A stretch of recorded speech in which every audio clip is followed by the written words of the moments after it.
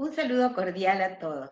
En este nuevo encuentro de análisis y reflexión acerca del nuevo Código Procesal Penal para la provincia de Corrientes, vamos a analizar el libro tercero que regula la actividad procesal, la vida de un proceso acusatorio que responde a un paradigma diferente del modelo tradicional, por lo cual advertimos profundos cambios que impactan fuertemente en las prácticas de los operadores del nuevo sistema de justicia.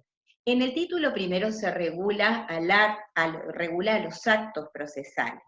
En su primer capítulo no hay mayores diferencias, pero las diferencias se van profundizando a medida que continúa la regulación de la forma de los actos procesales. En relación al idioma, naturalmente, los actos se realizan en idioma nacional, pero si fuera necesario contar con la asistencia de un traductor o intérprete, esto naturalmente se encuentra previsto, incluso la posibilidad de registrar en dos versiones. El día y la hora de los actos se mantiene la regla de la actividad procesal en días y horas hábiles, salvo los actos de investigación en los que está habilitada la realización del acto en cualquier momento, y aquellos casos en los que, en actos comunes, en los que se establezca la habilitación de días y horas. En relación al lugar, se flexibiliza bastante porque los fiscales y los jueces, en cumplimiento de sus funciones, pueden trasladarse a cualquier lugar del país para realizar actos que sean propios de sus funciones. La profundidad de los cambios aparece en materia de registración y también de realización de los actos procesales en el modelo acusatorio. El registro de los actos procesales es mucho más flexible en estos sistemas. Se pueden registrar por escrito, por medios visuales, por medios audiovisuales, y esta nómina queda abierta, lo que permite el uso de las tecnologías, que en este caso estamos ya utilizando estas herramientas por el tema de la situación particular de la pandemia que estamos atravesando. Entonces, el uso de las tecnologías contribuye para generar registros mucho más dinámicos y a la vez más completos. El código lo que establece como condición es la inalterabilidad y la necesidad de conservar los registros originales para el debate. Y se pueden trabajar con copias para otros fines del proceso. Los informes y las actas regulan expresamente aquí el nuevo código la registración de los actos que deban plasmarse o registrarse por escrito. Entonces se mantienen las condiciones de determinar la fecha, hora y la hora en que se realizó el acto, la actividad que se realizó y los resultados obtenidos, y la firma del funcionario que realiza el informe o de los que intervienen en el acto. Cuando se trata de actas policiales que registren el diligenciamiento, alguna medida de coerción, como el allanamiento, un secuestro, una requisa, entonces se requiere la presencia de un testigo que no sea de la fuerza, salvo situaciones extraordinarias en que esto no fuera posible por la urgencia o por la imposibilidad de lograr contar con un testigo, situaciones que deben acreditarse. Esta es una regla que también permite dar transparencia a el procedimiento. No pueden ser testigos los menores de 16 años y tampoco las personas que presenten algún signo evidente de alteración en sus facultades psíquicas. Las resoluciones y proveídos aparecen como con una importancia muy sutil a la hora de definir este nuevo paradigma, porque esto se vincula con los principios del sistema acusatorio y con el modelo de procesos por audiencias. Entonces, se establece en el artículo 119 que las resoluciones, sean escritas u orales, deben contener formas específicas como el día, el lugar, la identificación del proceso, el objeto a decidir y, en su caso, las peticiones de las partes y fundamentalmente la decisión del juez y los fundamentos de hecho o de derecho. En la forma escrita, cuando la forma es escrita, esto se registra, se plasma en un escrito que debe ser firmado de manera física o digital por quien dictó la resolución. Pero cuando la resolución se dicta en el marco de una audiencia oral, queda registrada en el soporte de audio o de video en el que se registra la audiencia. Cuando se trata de decisiones tomadas por tribunales colegiados, entonces estas decisiones se deben adoptar por mayoría. Y ya los proveídos de mero trámite, los decretos dentro del modelo tradicional, ya no quedan en manos de los jueces, por algo que mencionábamos también en otro encuentro, de la división de las funciones jurisdiccionales y administrativas. Todas estas cuestiones administrativas, los actos de mero impulso del proceso, quedan en manos de las oficinas, sea de la oficina judicial o de la oficina correspondiente del Ministerio Público según el caso. Aparece en el corazón de la regulación de la actividad procesal, aparece la audiencia. Naturalmente, en un proceso por audiencia, la audiencia es la vida del proceso. Y cuando decíamos básicamente, cuando hablábamos de los principios generales del artículo 2, que en este modelo de procesos por audiencias, cada vez que alguien quiere pedir algo, pues tiene que pedir una audiencia. Entonces, cuando se pide una audiencia, la oficina judicial va a generar una audiencia dentro de un plazo de 3 días, salvo que exista otro plazo específico para esa audiencia en particular.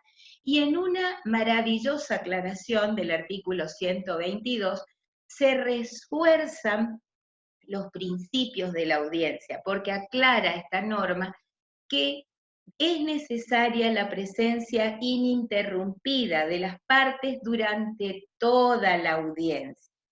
En esta audiencia rigen reglas generales que están vinculadas con la plena vigencia del proceso, con la plena vigencia en el proceso de los principios del sistema acusatorio que habíamos analizado en el artículo 2, y hace aclaraciones importantes respecto de la conducción de audiencias, porque en la audiencia quien va a velar por la plena vigencia de esos principios es el juez, por eso el juez tiene un rol un poco más activo para generar la contradicción, para generar el debate de las partes, pero también se establecen limitaciones muy puntuales.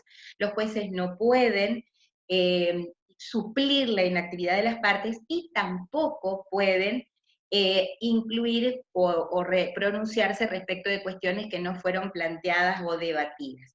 Y el registro de las audiencias queda en el soporte visual o audiovisual.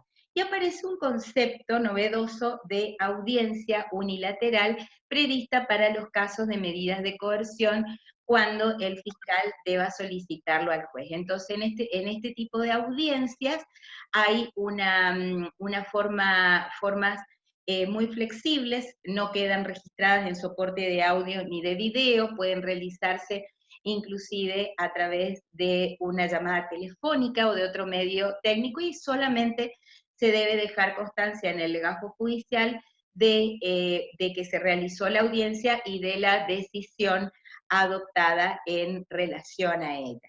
En el capítulo 4 se regula a los plazos procesales. Esto tiene vinculación con la garantía de la razonable duración del proceso, de manera que desaparecen los plazos ordenatorios que generaron en el viejo modelo enormes dilaciones del proceso, y los plazos son por regla perentorios. También se mantiene en relación a los cómputos, las reglas generales, en relación a los plazos individuales, desde la notificación y de los plazos comunes desde la última notificación, y se mantiene el plazo de gracia por la forma natural de computar los intervalos del derecho según las reglas del Código Civil y Comercial. Aparecen conceptos novedosos de las posibilidades de renuncia o abreviación de plazos respecto de a quien favorece el plazo otorgado, y la reposición o ampliación del plazo por razones especiales. Y los plazos judiciales, en aquellos casos en que sea posible establecer por el juez un término, se debe considerar la naturaleza del proceso, la importancia de la actividad y fundamentalmente el respeto a los derechos de las partes. Los requerimientos y comunicaciones están vinculados con la eficacia de la investigación, y por eso aquí vemos que hay reglas mucho más flexibles. Los órganos judiciales y del Ministerio Público pueden formular requerimientos a autoridades nacionales, provinciales, municipales, por cualquier medio, y pueden requerir también la colaboración. Los fiscales pueden realizar investigaciones conjuntas en más de una jurisdicción y se pueden formar equipos de investigación para obtener mejores resultados. También es posible la prórroga de la jurisdicción, es decir, que el fiscal solicite al juez para realizar actos en una jurisdicción diferente, solo que en ese caso, una vez realizado el acto, deberá informar al juez del lugar acerca de la actividad realizada y de los resultados obtenidos. También puede pedir al juez que pida que se ponga a disposición algún detenido que se encuentre a disposición de otro juez, y se pueden activar las vías de cooperación internacional cuando el requerimiento deba realizarse en el extranjero. Las notificaciones, citaciones y vistas tienen también una mayor flexibilidad y están regladas teniendo en cuenta la necesidad de resguardar la finalidad de este tipo de actos. La finalidad es que la información o la citación llegue a conocimiento de su destinatario, que llegue a través de un medio fehaciente, que esa información sea clara, que sea oportuna, que permita el ejercicio del derecho o el cumplimiento de la obligación que se comunica a través de esa vía. Además, en este punto, también los medios de notificación y citación son muy amplios, y se prevé incluso la posibilidad de que las partes puedan acordar el medio que les resulte más conveniente para recibir una notificación según las posibilidades técnicas que puedan realizarse. Y finalmente, el punto trascendente que regresa nuevamente al modelo de audiencia. Las resoluciones que se dictan en audiencia quedan notificadas en la audiencia. Esto nos lleva nuevamente a la imagen de que la audiencia concluye con el pronunciamiento judicial, en el marco de la transparencia que requieren los sistemas de justicia en un Estado democrático.